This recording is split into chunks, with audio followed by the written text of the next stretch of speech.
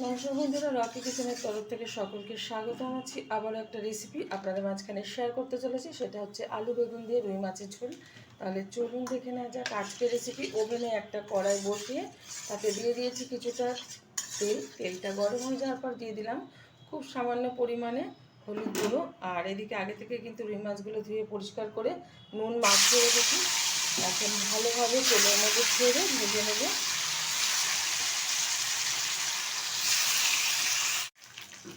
মাছগুলো উল্টে পাল্টে ভালোভাবে ভেজে নিয়েছি, তুলে নিচ্ছি একটা পাত্রে। মাছগুলো ভেজে তুলে নিয়েছি একটা পাত্রে। এখন এই মাছ ভাজা তেলে দিয়ে দিচ্ছি কিছুটা কালো জিরে ফোড়ন, দিয়ে দিচ্ছি টুকরো করে রাখা আলু আর বেগুন, ভালো করে দিয়ে পরিষ্কার করে নিয়েছি। দিয়ে দিচ্ছি 1 চামচ মতো হলুদ গুঁড়ো। এবার ভালোভাবে একটু ভেজে নেব।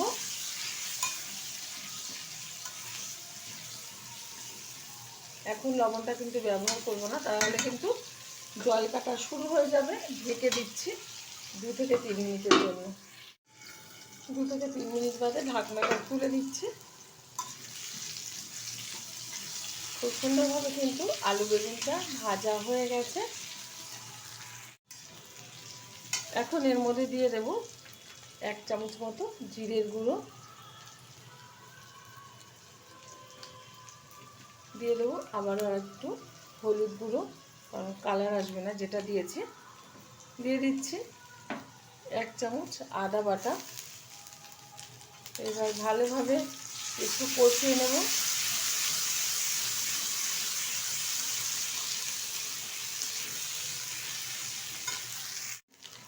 দিয়ে দিচ্ছি পরিমাণ মতো লঙ্কার গুঁড়ো। যে যেরকম ঝাল খাবে সে অনুযায়ী কিন্তু লঙ্কার গুঁড়ো ব্যবহার করতে হবে। দিয়ে দিচ্ছি স্বাদ মতো লবণ, যতটা ঝোল রাখবো সেই অনুযায়ী কিন্তু লবণটা ব্যবহার করলাম। এবার ভালোভাবে 1 থেকে 1.5 মিনিট মতো হাই আছে আমি কষিয়ে নেব মশলাটা আলু বেগুনের সাথে।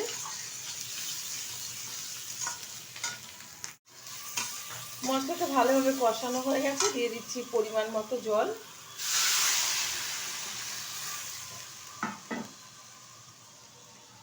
দিয়ে দেব একটা কেটে রাখা টমেটো, দিয়ে দিচ্ছি কুচিয়ে রাখা কিছুটা ধনে পাতা, আর দিয়ে দেবো এখানে ভেজে রাখা রুই মাছ। আমার এই রেসিপি যদি আপনাদের ভালো লেগে থাকে, আপনারা অবশ্যই আমার চ্যানেলটিকে সাবস্ক্রাইব করবেন, লাইক করবেন, শেয়ার করবেন।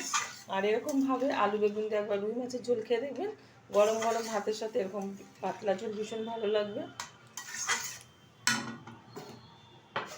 ঢেকে দিচ্ছি 15 মিনিটের জন্য। ঢাকনাটা তুলে দিচ্ছি।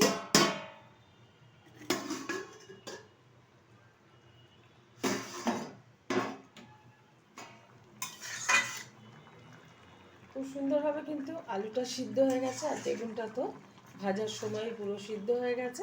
মাছের ঝোলটা এদিকে কিন্তু তৈরিও হয়ে গেছে। নামিয়ে ঢেলে দেবো একটা পাত্রে।